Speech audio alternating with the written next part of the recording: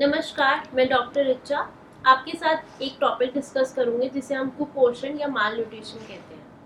माल nutrition क्या होता है?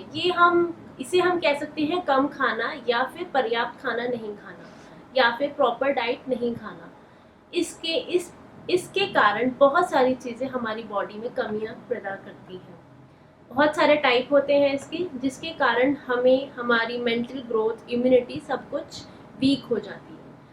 सबसे पहले तो एक छोटे बच्चे में अगर माल न्यूट्रिशन है तो उसका ग्रोथ जो है वो बहुत ही लिमिटेड हो जाता है और रिटार्ड हो जाता है। मतलब उसकी हाइट से लेके उसके वेट से लेके सब कुछ जो है वो डाउन हो जाता है as compare to normal people, as compare to उसके ही एज का दूसरा बच्चा।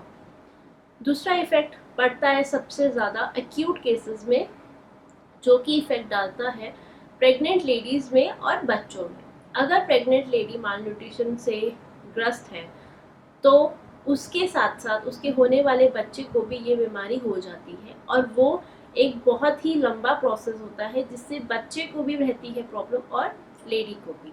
अगर हमें माल न्यूट्रिशन से बचना है तो प्रेगनेंसी के टाइम लेडी को खूब सारा खाना खिलाना चाहिए, पर्याप्त भोजन कराना चाहिए, न्यूट्रिशन से भरा हुआ खाना, जिससे उसे सब कुछ मिले और उसके बच्चे का स्वास्थ्य अच्छा रहे। सेकंड करता है बच्चों पे इफेक्ट। आजकल के बच्चे बहुत सारी चीज़ें नहीं खाते, जिसके कारण उन्हें ये प्रॉब्लम हो जाती है, या फिर हम कह सकते हैं अनीमिया हो जाता है। अनीमिया बहुत ही कॉमन चीज़ है आजकल। जैसे जैसे बच्चे ग्रो बढ़ते हैं उनको खूब सारी चीज़ों की ज़रूरत होती है, जैसे कि कैल्शियम, वाइटामिन, मिनरल्स और डिजीज़ बहुत सारी। अगर हम नहीं खाएंगे तो वो डिजीज़ से ग्रस्त हो जाएंगे। इसलिए बच्चों में स्पेशली हमें ये माल न्यूट्रिशन ना हो, ये हमें हमेशा ध्यान देना चाहिए। तीसरा है, अगर हम माल न्यूट्रिशन को सही टाइम पे ठीक नहीं करेंगे तो वो क्रोनिक हो जाता है।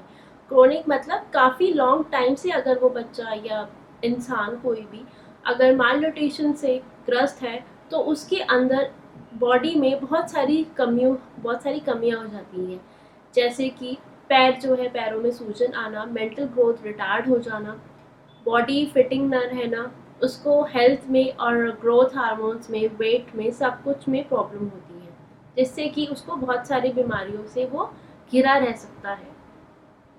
चौथा पार्ट है कि हमारा माइक्रो न्यूट्रिएंट्स की कमी होना। माइक्रो न्यूट्रिएंट्स क्या होते हैं? जैसे विटामिन डी हो गया, एफ हो गया, ठीक है, आयरन की कमी होगी, कैल्शियम की कमी होगी। इसके कारण बहुत सारी डिजीज़ होती हैं, वो बॉडी में इफ़ेक्ट करती हैं। अगर हमें इन सब माल न्यूट्रिशन से बचना है तो हमें अपनी डाइट में पर्याप्त सारे न्यूट्रिएंट्स होना ज़रूरी है, जिससे कि उस इंसान को कभी भी ज़िंदगी में माल न्यूट्रिशन से भुगतना ना पड़े। तो हमेशा याद रखें, कभी भी खाना फेंकने से पहले किसी को दान करें, जिससे कि उसको ये बीमारी कभी ना हो पाए और वो कभी भी खाने के लिए इधर उधर ना भटका करे। धन्यवाद।